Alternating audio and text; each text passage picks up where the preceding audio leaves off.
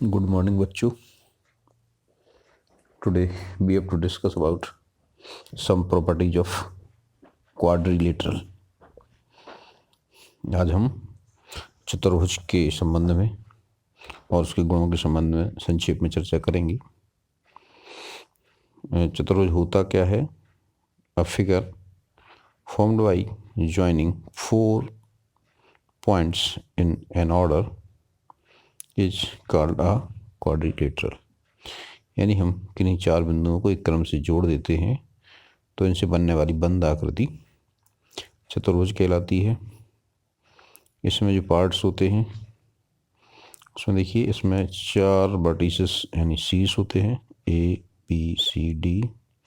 जो चार पॉइंट हैं जिनको हम मिलाते हैं वो शीर्ष या वर्टिसेस कहलाते हैं. इसके चार एंगल्स यानी चार कोण होते हैं, ए बी सी और डी. इनकी चार साइड्स होती हैं, A B C D, A B B C C D और ए डी. और इनके दो डायगोनल्स यानी दो विकर्ण होते हैं. इनके अपोजिट साइड्स यानी अपोजिट वर्टिकल को मिला देंगे तो अपोजिट वर्टिसेस को मिलाने पर जो बनता है ये क्या कहलाता? डायगोनल यानी विकर्ण. तो यानी दो विकर्ण होते हैं. चतुर्भुज में चार शीर्ष होते हैं, ए बी सी डी, चार एंगल होते हैं, एंगल कोण ए, कोण बी, कोण सी, कोण डी, और दो विकर्ण होते हैं, ए सी और बी डी. अब हम इसकी कुछ प्रॉपर्टीज की बात करेंगे. तो पहला देखें एंगल सम प्रॉपर्टी.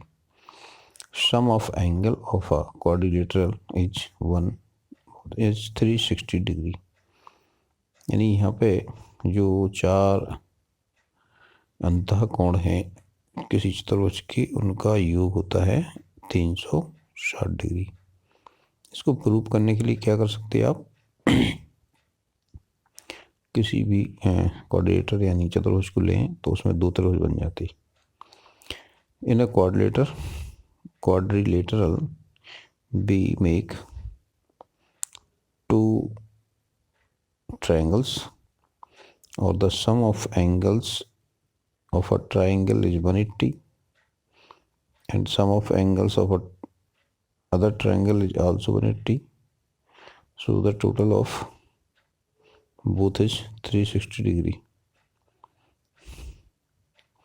यानी इस तरह से हम एक चतुर्भुज में दो त्रिभुज बना सकते और एक त्रिभुज के तीनों कोणों का योग 180 अंश होता है, दूसरे त्रिभुज के तीनों कोणों का योग भी 180 अंश होगा और दोनों मिला करके 360 हो जाएंगे.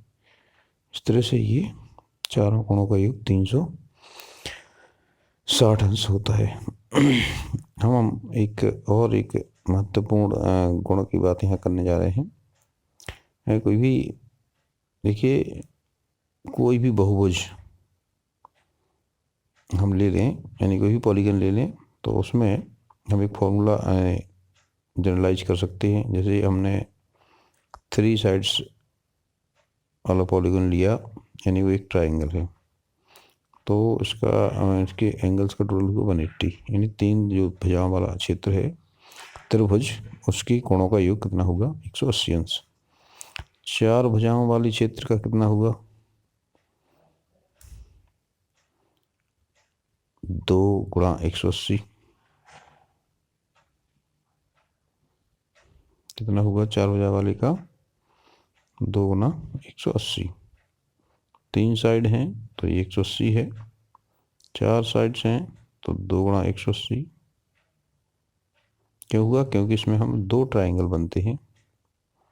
यदि मान लीजिए इसकी साइड 5 है यानी पेंटागन लेते हैं, पंचभुज लेते हैं तो इसमें कितने ट्राइंगल बनेंगे? 1 2 और 3 ट्राइंगल बनेंगे. तो 5 भुजा वाले हो जाएंगे 3 गुणा 180 अंश. यदि कोई 6 भुजा वाला है यानी हेक्सागोन है तो इसमें कितने ट्राइंगल बनेंगे? 1 2 3 और 4 त्रिभुज बनेंगे इसमें. तो ये हो जाएगा 4 गुणा 180. यदि कोई 7 भुजा वाला है तो इतने कितने बन जाएंगे? 1 2 3 4 और ये 5 बन जाएंगी. यदि 7 भुजा वाला है तो कितने बनेंगे? आप बना के देख लीजिए. 7 भुजा वाला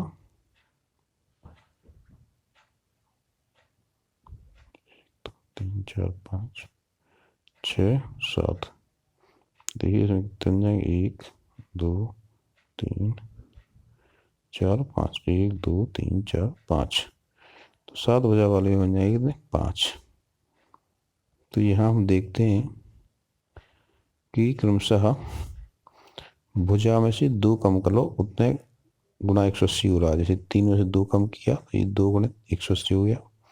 4 में से 2 कम करो, 3 में से 2 कम किया तो 1 गुणा 180, 4 में से 2 कम करो 2 गुणा 180, 5 में से 2 कम करो 3 गुणा 280, 6 में से 2 कम करो 4 गुणा 280, और 7 में से 2 कम करो तो 5 गुणा 180 हो जाएगा।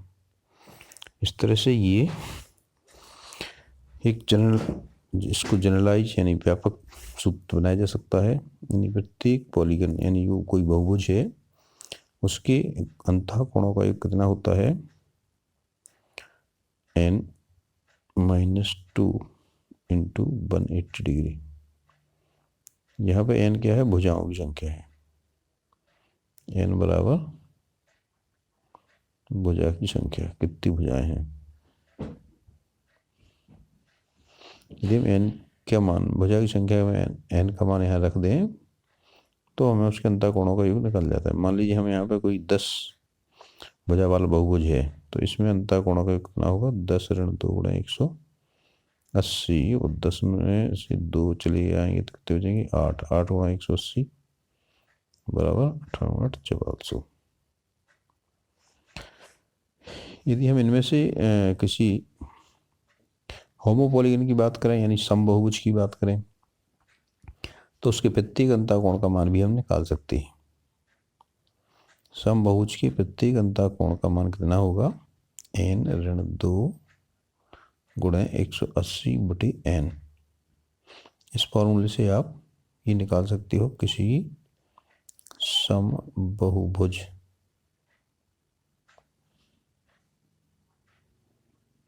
कि एक कोण का मान आप निकाल सकते हैं n-2 इंटू 180 अपॉन n। तो इस तरह से ही आप निकाल सकते हो। अब इसके प्रकार देखें, चतुर्भुज के कितने प्रकार होते हैं। देखिए टाइप ऑफ क्वाड्रिलेटरल में सबसे पहले आता है ट्रेपेजियम। ट्रेपेजियम मतलब हिंदी में इसको कहते हैं समलंब चतुर्भुज। समलंब यानी इसके जो लंब है वो समान होते हैं। इसकी डेफिनेशन है 1 pair of opposite sides are parallel. इसमें अपोजिट साइड्स की योग जोड़ा यानी आमने सामने के एक जोड़ा समांतर होता है, दूसरा जोड़ा समांतर हो या ना हो एक अनिवार्य नहीं है। इसमें क्या है, कम से कम इसका एक जोड़ा समांतर होता है। तो एक जोड़ा समांतर होगा तो हम इससे लंब डालेंगे ऊपर से नीचे, तो ये लंब कैसे आएंगे, इक्वल होंगे, क्योंकि इनके बीच की दूरी लंब दूरी सेम होती है। तो इनके जो लंब होते हैं वो समान होते हैं, इसलिए हम इसको हिंदी में क्या कहते हैं, समलंब चतुर्भुज। ट्रेपीजियम मतलब समलंब चतुर्भुज जिसकी लंब समान होते हैं, यानी इसकी 2 भुजाएं समांतर होती हैं। तो जब हम इस भुजा से इस भुजा पर लंब डालते हैं तो ये लंब कैसे होते हैं, हमेशा इक्वल होते हैं, इसलिए समलंब चतुर्भुज कहलाता है। इसके लिए क्या कंडीशन है, इसका 1 pair of opposite side are parallel. अब देखिए दूसरा प्रकार है पैरेललोग्राम यानी समांतर चतुर्भुज का। अब समानांतर चतुर्भुज क्या होता है, पैरेललोग्राम में both pair of opposite sides are parallel, यानी जो आमने सामने की भुजाएं हैं वो जोड़ा समांतर होता है, यानी ये ए बी और सी डी समांतर होंगी और बी सी और ए डी समांतर होंगी। तो इनमें आमने सामने भुजाएं समांतर हैं तो ये कहलाते हैं समांतर चतुर्भुज। ये किसी भी प्रकार का हो सकता है, ऐसे भी हो सकता है, समान भुजा वाला भी हो सकता है, समान भुजा वाला भी हो सकता है, 90 डिग्री एंगल वाला भी हो सकता है, ये इनमें से कोई भी हो सकता। अब देखें हम रेक्टेंगल यानी आयत की बात करें। आयत, one of angles of parallelogram is a right angle is called rectangle। यदि किसी समांतर चतुर्भुज के किसी एक कोण का मान 90 अंश है, यानी समकोण है एक कोण, तो ये क्या कहलाएगा? आयत कहलाएगा। ध्यान रखिए, इसमें परिभाषा में केवल एक कोण समकोण दिया गया है, यानी ऐसा समांतर चतुर्भुज जिसका एक कोण समकोण होता है वो आयत कहलाता है। अब देखिए वर्ग क्या होता? वर्ग यानी स्क्वायर। स्क्वायर क्या होता? In a parallelogram all sides are equal and angles are right angle called square. यानी इसकी जो सभी साइड्स हैं वो कैसी होती हैं? लंबाई बराबर होती है और इनके जो कोण हैं वो कितने होते हैं? 90 डिग्री के होते हैं। अब हम देखें रोम्बस की बात करें। रोम्बस यानी समचतुर्भुज। समचतुर्भुज, यहाँ पे सम का मतलब है समान, चतुर्भुज माने चार भुजाएं, इसकी चारों भुजाएं समान हो, सम चतुर्भुज। इसकी चारों भुजाएं समान होती हैं, वो समचतुर्भुज है। अब वो उसके एंगल 90 डिग्री हो भी सकते हैं और नहीं भी हो सकते, केवल चारों भुजाएं समान होना चाहिए। यदि ये 90 डिग्री एंगल हो जाता तो क्या बन जाएगा? ये वर्ग बन जाएगा, यानी स्क्वायर बन जाएगा। Square is also a rhombus. वर्ग भी एक समचतुर्भुज है। ठीक है, तो इसमें ये हो गया पैरेललोग्राम। देखिए पैरेललोग्राम में ये कौन कौन से हो सकते? स्क्वायर भी हो सकता, ये रेक्टेंगल भी हो सकता, रोम्बस भी हो सकता,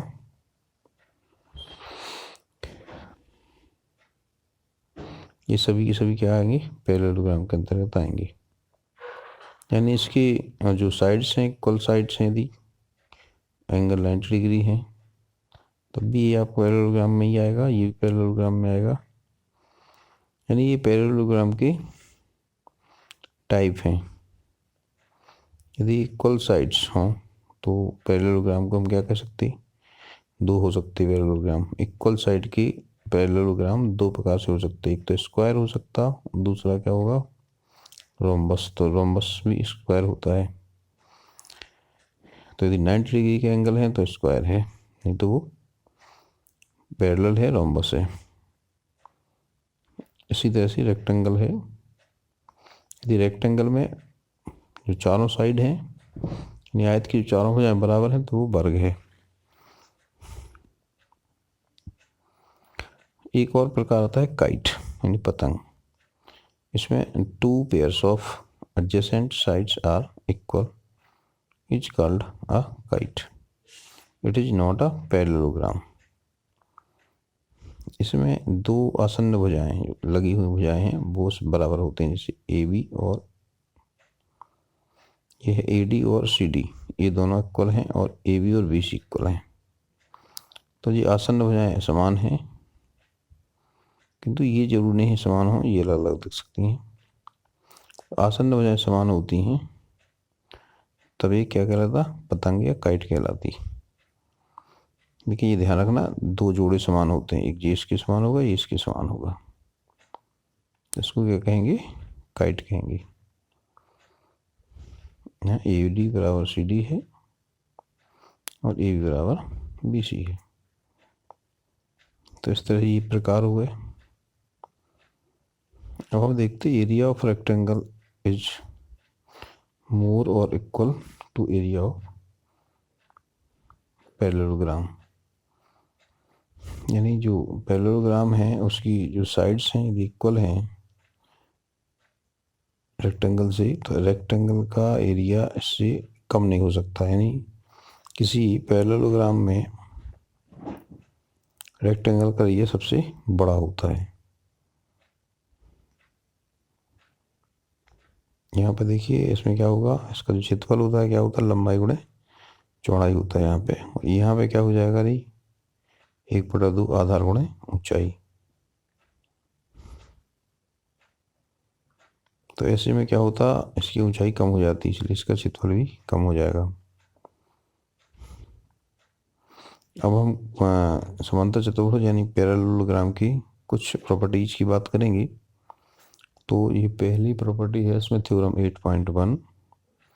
इसमें दिया है अ diagonal of a parallelogram divide it into two congruent triangles. मतलब एक जो समांतर चतुर्भुज है उसकी डायगोनल उसके विकर्ण द्वारा इसको दो सर्वांग समत्रिभुजों में बांट दिया जाता है। यानी उसका जो विकर्ण है समांतर चतुर्भुज को दो समान सर्वांग समत्रिभुजों में विभक्त करता है। यहाँ पे अब देखिए ये जो आपको दिख रहा है पैरेललोग्राम ABCD, इसका जो एक डायगोनल खींचा है AC। यहाँ पे हमें प्रूव करना है कि ये जो दो ट्रायंगल हैं ये दोनों कैसे हैं, कॉन्ग्रुएंट ट्रायंगल हैं। तो here it is given that ABCD is a parallelogram. यानी ABCD एक समांतर चतुर्भुज है, इसमें हमने एक डायगोनल AC खींचा हुआ है। तो ये दो त्रिभुज बन रहे हैं। इन त्रिभुजों में हम देखें त्रिभुज ABC, triangle ABC and triangle CDA। इन दोनों में क्या पाते हैं हम, angle BAC equal to angle DCA। BAC equal to DCA। क्योंकि ये पैरेललोग्राम है इसलिए इसकी जो दो अपोजिट साइड हैं ये पैरेलल होंगी। ये ट्रांसवर्सल हो गया, जो डायगोनल है ये ट्रांसवर्सल है। तो ये दोनों इंटीरियर अल्टरनेटिव इंटीरियर एंगल होंगे, इसलिए ये इक्वल होंगे। तो ये alternative interior angle is equal. इसी तरह से ये दूसरा जो पेयर है अल्टरनेटिव इंटीरियर एंगल्स का, ये भी सेम होगा। यहाँ पे ये दूसरा पेयर है BCA इक्वल टू DAC। ये भी अल्टरनेटिव इंटीरियर एंगल है, ये भी इक्वल होंगी। जब ये दो एंगल इक्वल हैं और जो AC और CA जो कॉमन है, तो इस तरह से एंगल साइड एंगल थ्योरम से by side angle side congruence rule triangle ABC is congruent to triangle CDA। इस तरह से ये प्रूव हो गया। जो सेकंड थ्योरम है, सेकंड प्रॉपर्टी दी है इसमें theorem 8.2, in a parallelogram opposite sides are equal. तो इसमें हमें शो करना है अपोजिट साइड इक्वल है। तो फ्रॉम अबव थ्योरम, ऊपर की जो थ्योरम है उससे देखिए, इस थ्योरम से हमने क्या सिद्ध कर दिया था, triangle ABC congruent to triangle CDA। यानी जो त्रिभुज ABC है वो CDA त्रिभुज का सर्वांग समत्रिभुज है। जब सर्वांग समत्रिभुज है तो CPCT से इसकी जो साइड्स होंगी वो भी इक्वल होंगी। Therefore AB equal to CD। देखिए यहाँ पे हमने लिया था कौन सा एंगल, ABC त्रिभुज ये लिया था ना। तो first side, first second third, और CD ये देखिए फर्स्ट सेकंड और ये होगा थर्ड। तो ये जो फर्स्ट सेकंड थर्ड का क्रम रहेगा तो फर्स्ट सेकंड वाली साइड इसकी फर्स्ट सेकंड के इक्वल होगी। एक बार फिर से देख लीजिए, इसमें आपको दिया है triangle ABC is congruent to triangle CD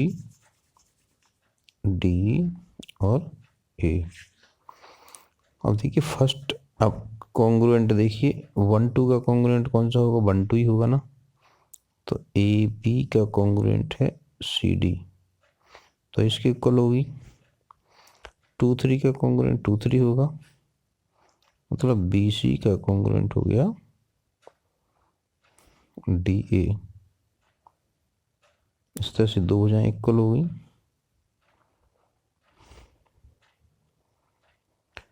और इसमें हमें यही प्रूव करना था कि अपोजिट साइड्स आर इक्वल। तो यहाँ पे ए बी और सी डी अपोजिट साइड हैं, ये इक्वल हैं। इसी तरह से in the same way we can prove B C equal to A D. इस तरह से ये आपका सेकंड थ्योरम प्रूव हो जाएगी। Third theorem is if each pair of opposite sides of a parallelogram, if each pair of opposite sides of a quadrilateral is equal, then it is a parallelogram। यहाँ पे मैं क्या दिया है, यदि each pair of opposite side यानी आमने सामने की भुजाओं का एक युग्म, चतुर्भुज की सम्मुख भुजाओं का एक युग्म यदि समान है, यानी दो भुजाएं समान हैं, तो वह एक समांतर चतुर्भुज होगा। यहाँ पे हमें पता नहीं है ये चतुर्भुज कैसा है, लेकिन हमें इसमें दिया है इसकी आमने सामने भुजाएं बराबर हैं, यानी A D equal to B C और A B equal to C D आपको दिया है। और ये हमने डायगोनल की रचना की ए सी, तो ए सी इक्वल टू ए सी, ये कॉमन है। अब इसमें देखिए तीनों साइड्स इक्वल हो गई, तो by S S S congruency rule triangle A B C is congruent to triangle C D A. यहाँ पर देखिए तीनों भुजाएं बराबर हो गई। यहाँ पर भुजा भुजा भुजा सर्वांग समता से हम इसको सर्वांग सम सिद्ध कर सकते हैं। इस तरह से ये दोनों त्रिभुज कैसे हो गए, सर्वांग सम हो गए। जब सर्वांग सम हो गए तो सर्वांग सम त्रिभुजों के जो संगत अवयव हैं वो भी समान होंगे, तो उसको भी हम सी डी लिख देंगे। देखिए B A C equal to D A C, B A C equal to D A C, B A C equal to D C A लिखना है। यहाँ पे देखिए कॉन्ग्रुएंसी रूल है। अच्छा हाँ, कॉन्ग्रुएंसी रूल से ये जो ट्रायंगल हैं वो कॉन्ग्रुएंट हो गए, और आपको शो करना है कि ये पैरेललोग्राम है, यानी हमको ये जो साइड्स हैं अपोजिट साइड को पैरेलल्स प्रूव करना है। यानी कि पैरेलल प्रूव करने के लिए हमें क्या करना होगा, इनकी अल्टरनेटिव इंटीरियर एंगल को इक्वल करना होगा। तो यहाँ देखिए हमने जो क्रम दिया है 1 2 3 और ये दिया है 1 2 और 3। चलिए फिर से देखिए इसको। यहाँ पे हम उन साइड्स को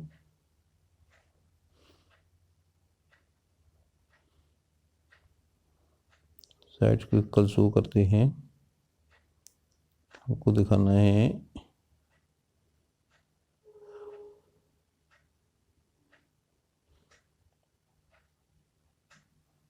ये साइड पैरेलल हैं, इक्वल दिए, पैरेलल शो करना है। हमको ये पता लग गया कि ये जो दो ट्रायंगल हैं दोनों एक दूसरे के कॉन्ग्रुएंट हैं, तो इनके जो संगत अवयव हैं यानी जो करस्पॉन्डिंग पार्ट्स हैं वो भी इक्वल होंगे। तो यहाँ पे हम एंगल की बात करते हैं 1 2 3 इस तरह लेंगे, और 1 2 3 इसका लिया हमने। तो इसकी जो 1 पार्ट है इसका 1 इसके 1 के इक्वल होगा, और इसका 2 इसके 2 के इक्वल होगा। देखिए ये जो एंगल है बी ए सी वो होगा एंगल डी सी ए के, B A C angle D C ए। यहाँ पे थोड़ा सा आप इसको डी सी ए कर लीजिए, एंगल करके इसको लिख लीजिए डी सी ए।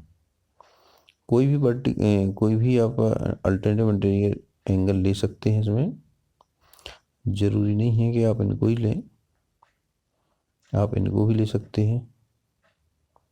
तो इससे भी निकल आएगा angle CAB equal to angle DCA, या ये वाला एंगल ले सकते हैं, angle ACAB equal to angle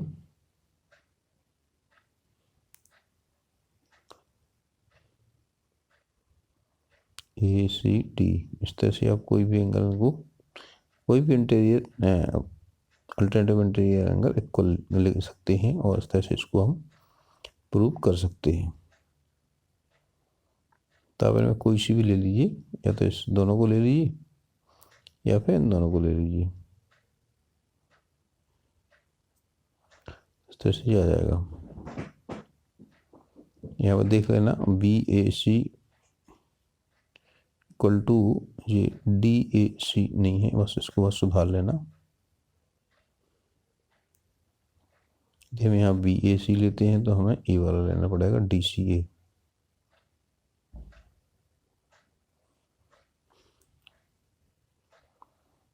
और जब ये अल्टरनेटिव इंटीरियर एंगल इक्वल हैं तो फिर ये जो साइड्स होंगी अपोजिट साइड कैसी होंगी, पैरेलल होंगी। और जो अपोजिट साइड पैरेलल है तो ये जो क्वाड्रिलेटरल हमने लिया हुआ है वो कैसा होगा, पैरेललोग्राम होगा।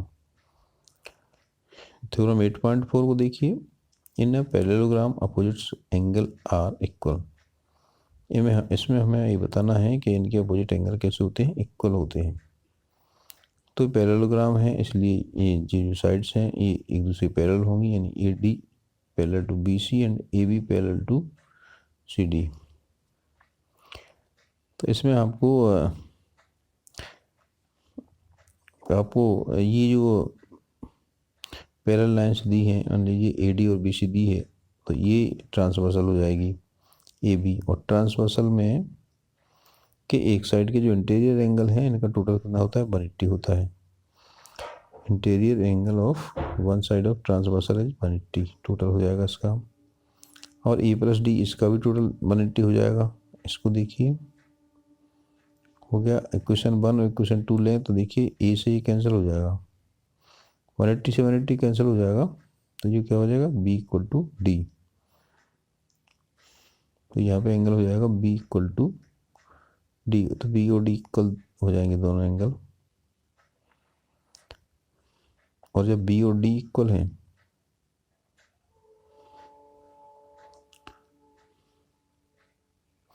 कैसे होगा B और D आपको पता है ना। एक बार फिर से देखिए, ये जो दो इंटीरियर एंगल हैं एक साइड के, इन दोनों का टोटल 180 होगा।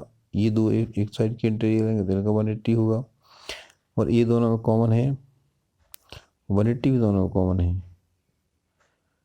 तो यदि हम इसमें से घटा देंगे तो क्या आएगा, इससे ये कैंसिल हो जाएगा, 180 से 180 कैंसिल होगा, ये हो जाएगा angle B minus angle D equal to 0।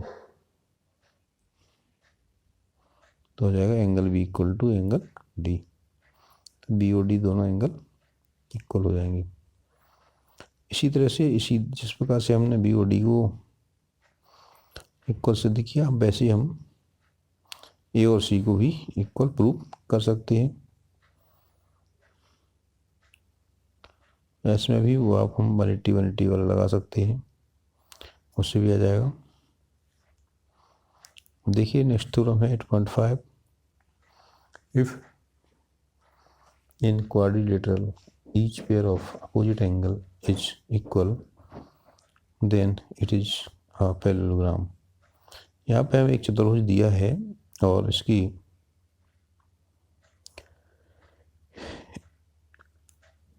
Each pair of opposite angle यानी आमने सामने के कोणों का युग्म बराबर है, यानी ए के बराबर C है और B के बराबर D है। तो हमें ये बताना है कि ये क्या है, एक समांतर चतुर्भुज है, यानी ये पैरेलल है, आपको प्रूव करना है। तो यहाँ देखिए, चूंकि we have to know that A equal to C opposite angle given that opposite angles are equal.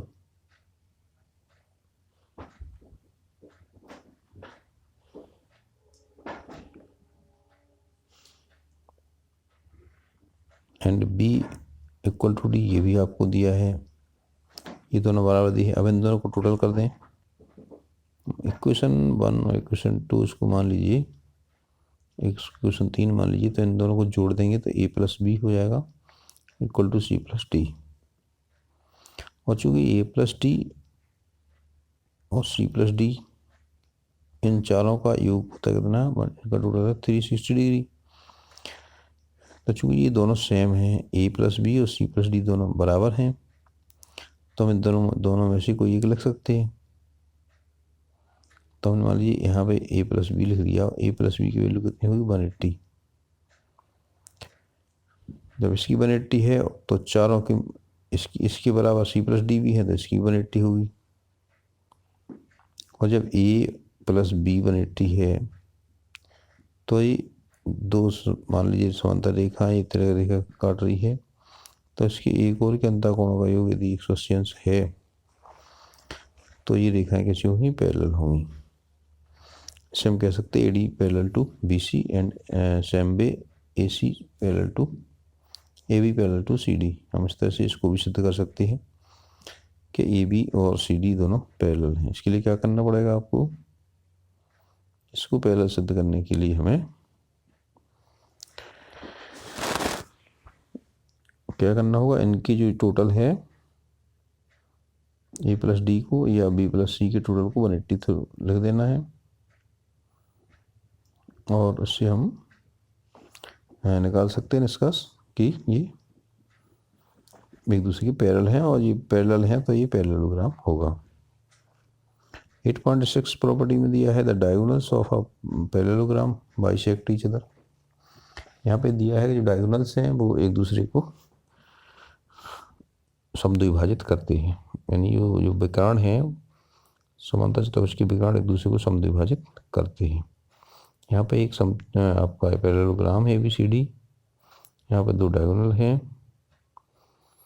इसमें देखिए, इसको ध्यान से देखिए,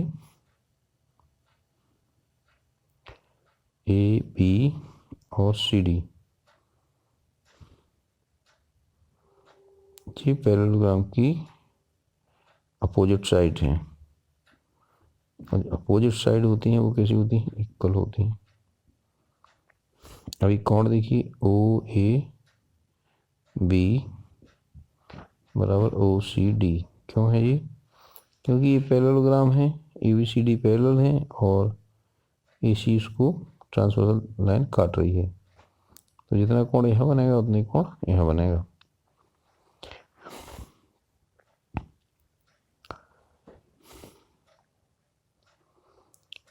तो यहाँ पे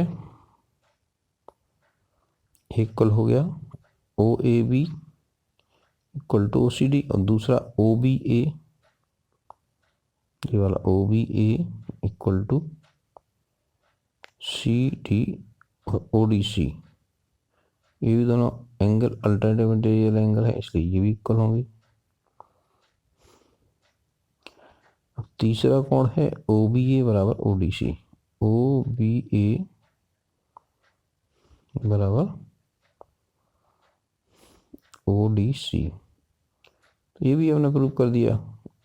OBA बराबर ODC, ये भी अल्टरनेट इंटीरियर एंगल है। तो ये कोण भी इक्वल हो गए। अब इनको देखिए, इन दोनों जो ट्रायंगल्स हैं दोनों इनमें देखते हैं हम कौन कौन सी कॉन्ग्रुएंट प्रॉपर्टी लग रही है। इसमें देखिए AB इक्वल टू CD ये हमें दिया हुआ है, पैरेललोग्राम की साइड है, दोनों साइड इक्वल होती हैं। अब OA बराबर OCD,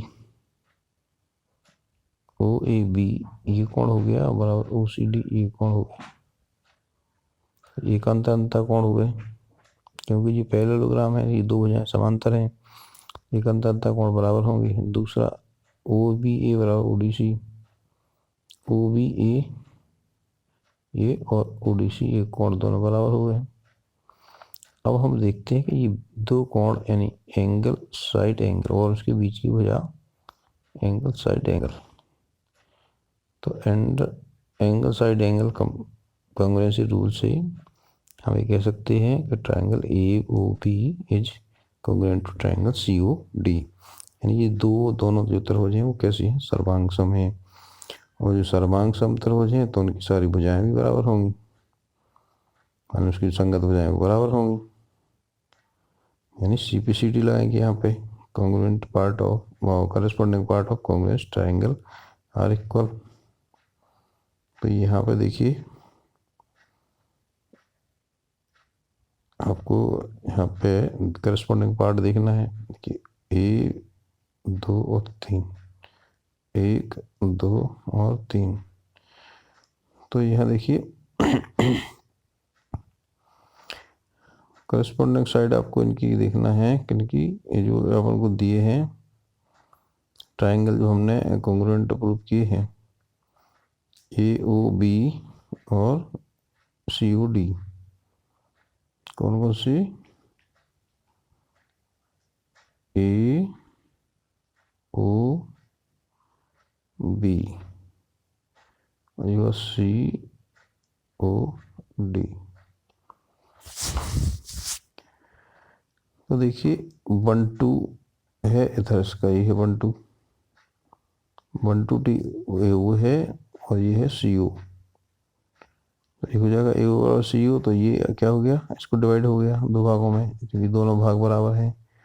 इसी तरह से इसमें भी आएगा B O equal to D O, इस तरह से ये दोनों विकर्ण के दोनों खंड एक दूसरे के बराबर हैं। तो यहाँ पे देख लेना है आपको ए ओ बराबर ओ सी, ये भी सी बी सी डी से इक्वल हो जाएगा, दूसरा ओ बी बराबर ओ डी, ये भी इक्वल हो जाएगा। Therefore A B and B D bisect each other, कह सकते हैं हम दोनों एक दूसरे को समद्विभाजित करते हैं। चलिए लास्ट थ्योरम और है, if the diagonals of a quadrilateral bisect each other then it is a parallelogram। यदि किसी चतुर्भुज के दोनों विकर्ण एक दूसरे को समद्विभाजित करते हैं तो ये समांतर चतुर्भुज होगा। आपको इसमें क्या दिया है, ये देखिए आपको समद्विभाजित करके दिया है, तो ये दो पार्ट ये बराबर है, ये दो पार्ट ये बराबर हैं, तो हम फिर से वही ट्रायंगल लेंगे, उनको कॉन्ग्रुएंट प्रूव कर देंगे, यानी इसको सर्वांग सम सिद्ध कर देंगे, ए ओ बी और सी ओ डी, इन दोनों को लेते हैं। चूँकि हमें यहाँ पे दिया हुआ है कि ये एक दूसरे समद्विभाजित करते हैं, तो ए ओ बराबर ओ सी हो जाएगा और ओ बी बराबर ओ डी हो जाएगा, और ये जो एंगल है, जो वर्टिकल अपोजिट एंगल है ए ओ बी और सी ओ डी, यहाँ पे आप ऐसे ऐसे रूल लगा देंगे तो ये triangle A O B congruent to triangle C O D हो जाएगा। और ये सर्वांग सम हो गए, तो इनकी जो संगत कोण है वो संगत कोण संगत भुजाएं दोनों समान होंगी, तो यहाँ पे हम संगत कोण समान ले लेंगे और उससे सिद्ध हो जाएगा कि ये ए बी और सी डी कैसी है, पैरेलल हैं। यहाँ पे देखिए ए ओ बी और सी ओ डी ये सब ये तो बराबर हो गए, आपको केवल ओ ए बी लेना है, O A B equal to O C B, O C D ये दोनों इक्वल हैं सी डी से, क्योंकि इसका पेरी नंबर का एंगल है, ये दूसरा इसका पेरी नंबर का एंगल है। ये देखिए यहाँ पे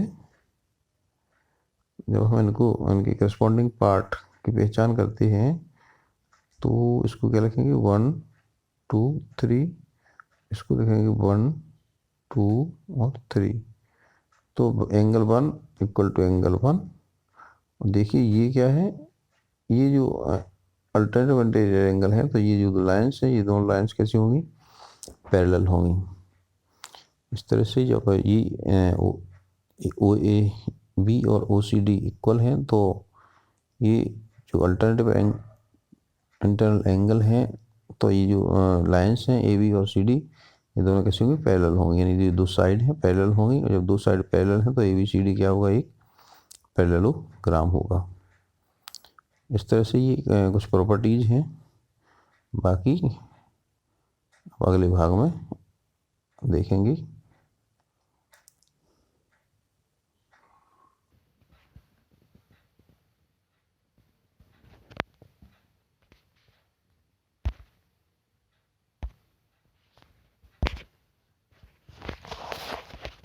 बंद क्यों नहीं हो रहा ये?